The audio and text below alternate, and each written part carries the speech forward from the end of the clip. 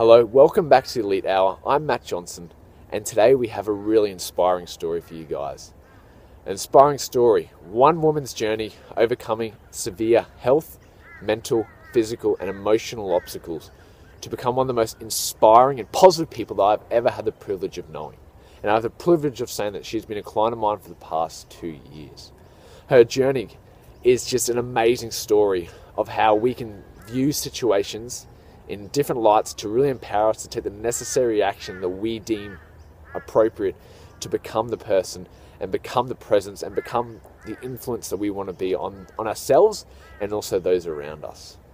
So the following interview was conducted at the Elite Hour Women's Wellness Forum back in July 23rd of 2017. It was conducted at the McLeod Country Golf Club in Mount Ommaney. It was a fantastic day full of inspirational stories and also great content and tools to implement to improve upon your own health and wellness.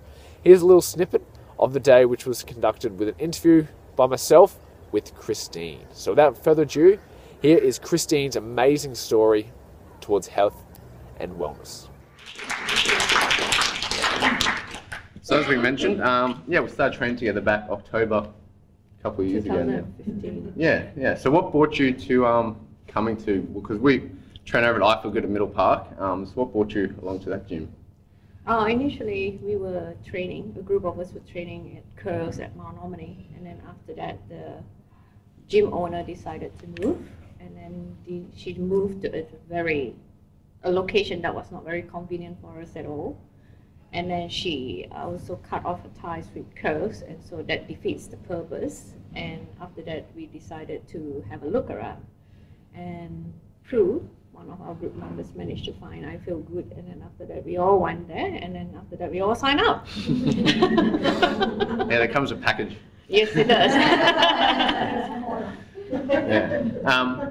So what's your motivation for exercise and wellness and health? So what motivates you to, you're at the gym most days of the week? I do. I usually try to go at least 5 times a week, and sometimes when I'm really keen, I go about 6 times a week. But generally, I go for the health benefits that comes with exercising, and also I find that it's really good for me emotionally and mentally, because like with exercising, then I have that feel-good feeling, even though it may be half a day or 1 day, but it is good. Yeah. Yes. Yeah. Fantastic. All right. So I want to kind of take us back to the start of your journey. So you were born in Malaysia. So can you just tell us a little bit about your upbringing? I was born in Malaysia 50 years ago. My upbringing was with very strict parents, and I have that, what Shelley was talking about just now, the parents that go, oh, you're never good enough, sort of thing. And I think myself, being adopted in the family and being the youngest in the family, I was in below the pecking order. I was just down there, and so all the sisters and brothers were on top of me, and they are always, my brothers and sisters were very academic.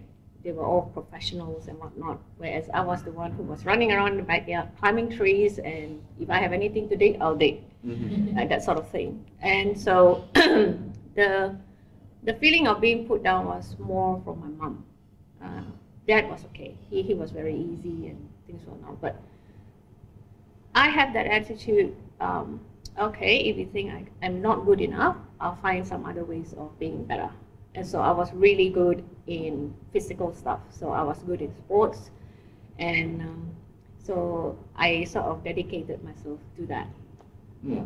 So you'd say that sort of upbringing nurtured in you a sense of independence and self-care? No, it sort of put into me I like to fly in the face of public opinion, I think. So it put in me a stubbornness that I don't want to be put down. So I made that choice. Yes, you're my mom and I love you very much, but I don't want what you're saying to me indirectly in not so many words to sort of make so much impact on me. And so that's why I sort of left home early. For an Asian girl, that's a big no-no, and of course Dad was up in arms and whatnot, and he was very worried, but it was all good, and I sort of found my own way. Yeah, so that's how my self-care is. I made sure that I'm okay emotionally and mentally, first, then I can take care of the rest. Yeah, so when you see an obstacle, rather than seeing it as an obstacle, you see it more of the challenge that you need to overcome. Yes, I do. Yeah, right, okay. And then you started work as working for Malaysian Airlines. How was that experience?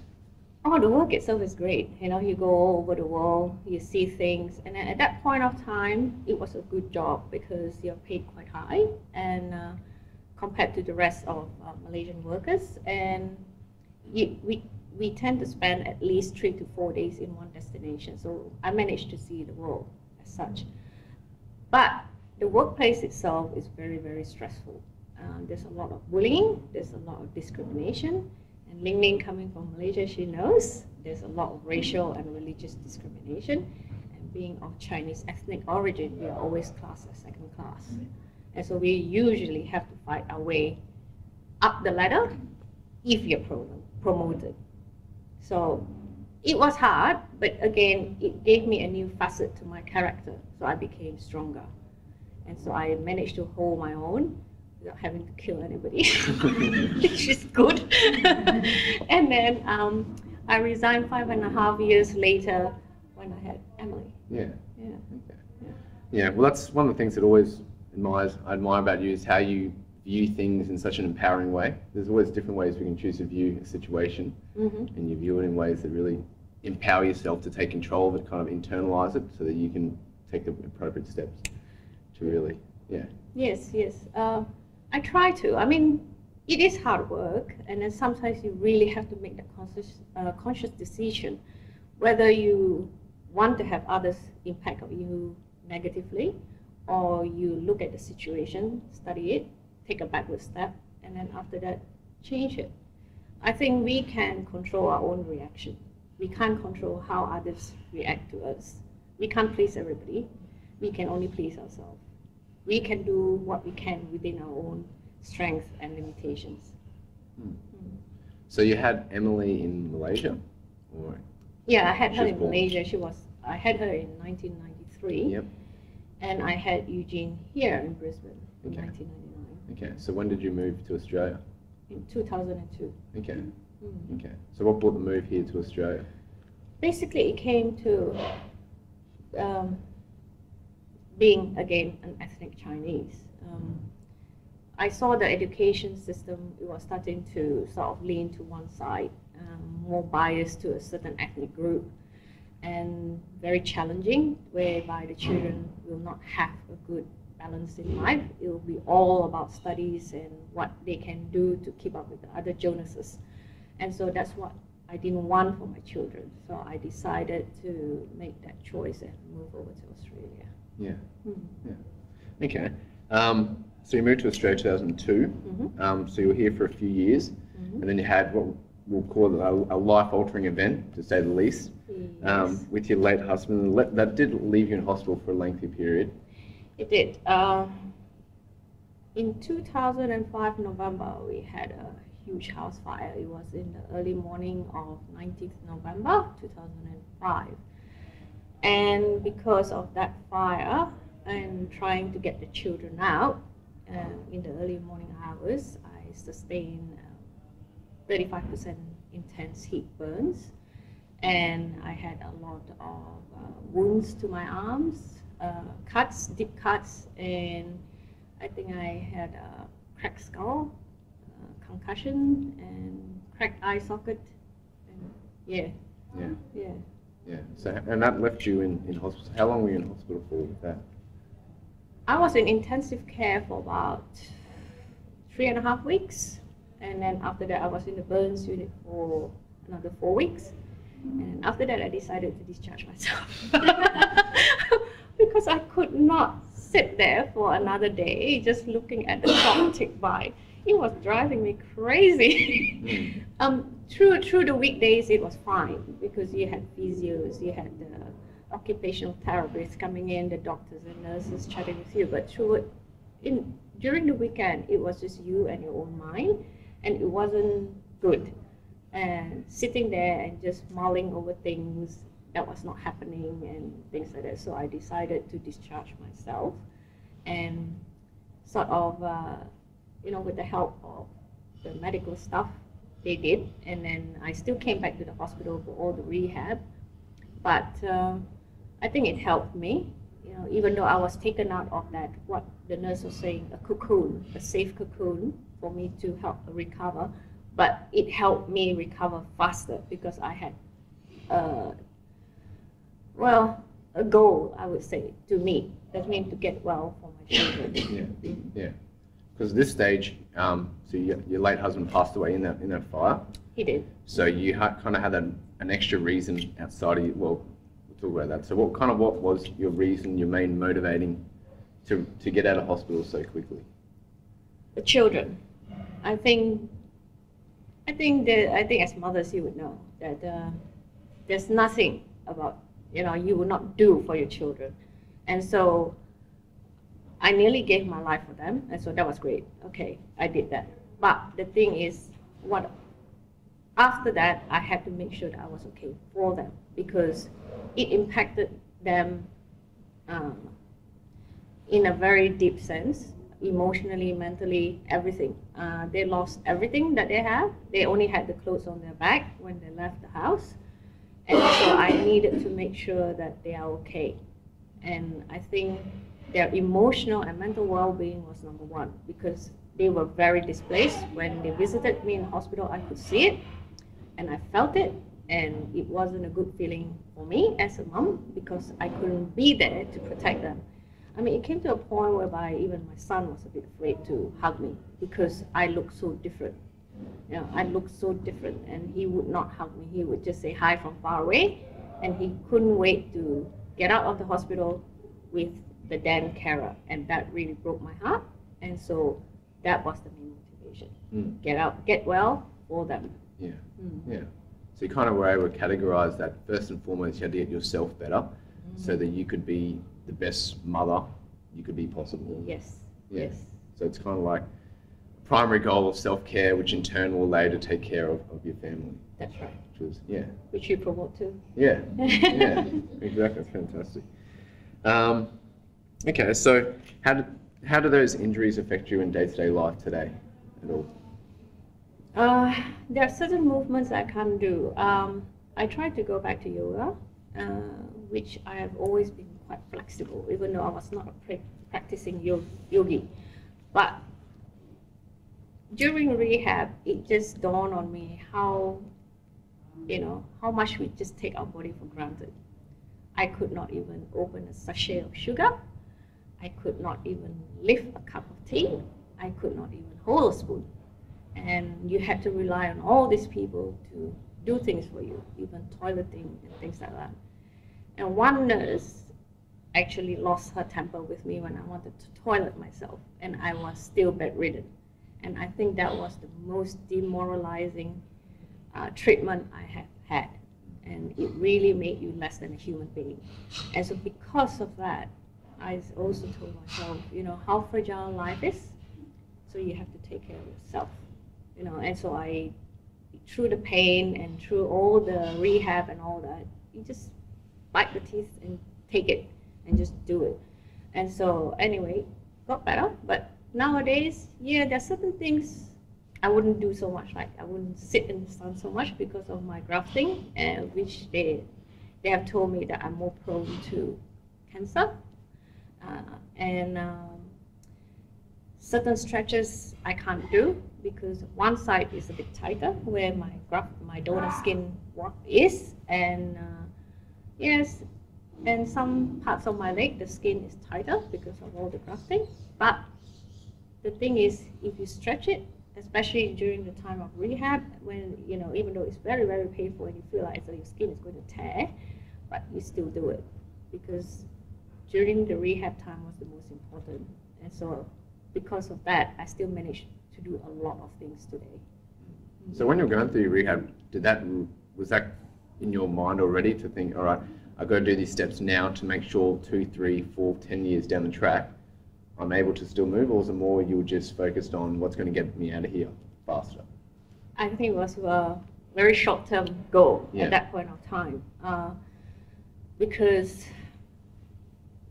there was so much pain involved, and I think just to get past the pain itself is already a challenge in itself, because there are even a squat, you know, would sort of send the brain into a frenzy because of that pain. But the thing is, I knew that if I don't do it, then I'll go backwards. Because when I first got up, I couldn't even walk. It was terrible. You know, I realized that even my legs were not responding to me saying, okay, going to go and walk. It wasn't moving. And I thought, oh my God, you know, am I going to be a cripple? And so that sort of pushed me, and it pushed me. And so whenever I did something, and even though the physiotherapist would say, oh, Christine, you can do it for 5 minutes today, I'll do it for 7. Because to me, it's, why can't I do another 2? If it doesn't hurt me that badly, why can't I do another 2 minutes? And the next day she'll say, oh, okay, you can try for 10, and I'll do 15. You know, it surprised her that I pushed, but the thing was, the fact that I pushed, I managed to get out early. And that was my motivation, because at that point of time, they were saying to me as well, if you can't do certain things, we can't discharge you, and then you will also lose your driving license. I was saying, oh no, losing my driving license is like losing your life. So I made sure that I was okay. And I made sure this time worked for the handbrake. Because this one wasn't responding as well, it wouldn't go down. So I made sure on that day when the occupational therapist was going to check me out, that it worked. That's it, yeah. Yeah, well, when we spoke about this previously, I love one of the quotes you gave me, where kind of a motto you like to use, where you only have one body and you need to live your life in it. So you might as well have a body that you can actually do everything that you want to do. Oh, for true. I mean, you live in this body, and it will have to last you 80 to 90 years if you have longevity. So you have to make sure that it goes all the way if you can, you know. I mean, coming close to losing your life, you realize that there's so many things that you can do out there. I mean, some of the experiences are not good, you know, like Shelley was saying, some is up, some is right down in the pit, and then some is up there. So, but the thing is, I want to experience all those things. It doesn't matter whether it's good or bad. You know, without the bad, you can't feel the good. That's about it. And so you have to balance everything out. And so to me, it's, yeah, your health is your wealth. Okay, kind of leads on nice into my next question. So how do you view health and wellness? I think you can't buy it. Let's just put it that way. You can have all the money in the world, but if you don't have your health, you cannot enjoy what your wealth is all about. And so to me, it's health, mental, emotional, it all ties down together. And I can understand why some people, they don't want to exercise, because emotionally they're not there, or mentally they're not there. Either they're their worst enemy or something else. But try and, you know, if you don't seek help, you wouldn't know. And it's better to seek help than to be down in the dumps and let yourself waste away. Yeah, fantastic. Final question. So if you had to give someone just 3 truths based on your experience throughout your whole life, just 3 little learning lessons you've picked up, what would you tell someone? Okay. Shall we say happy is not the whole thing? Okay. Do what motivates you. Okay. Do something that motivates you. Don't allow your life just to sort of just go without anything important. And find inspiration wherever you can. It doesn't matter where it comes from, really. You know, it comes from friends. I go to gym, my friends inspire me. I mean, Nerida, fantastic lady, she's still going at it. Despite all her health problems, that motivates me. That's inspirational in itself. Prue, you know, she has shoulder problems, but she's still boxing. I wouldn't touch her. And Ling Ling, she's so good in yoga. I mean, these are all people that supports me. And then second, go find a trainer like yourself. You know, that's why I came to you. I needed somebody who can push me a bit further. And then there are days, I can admit to it, there are days where I feel down in the morning and I didn't want to come to gym. But after I had a session, Matt tried, even though it's killing me. But it's good. You know, you go out feeling better. At least you've done it. And then 3, just enjoy yourself. Enjoy what life has to give you. It's too short and it's too fragile. And keep everybody close. Yeah, that's about it. That's fantastic. I think we'll just finish on that note. That was fantastic. So, I'd like to go.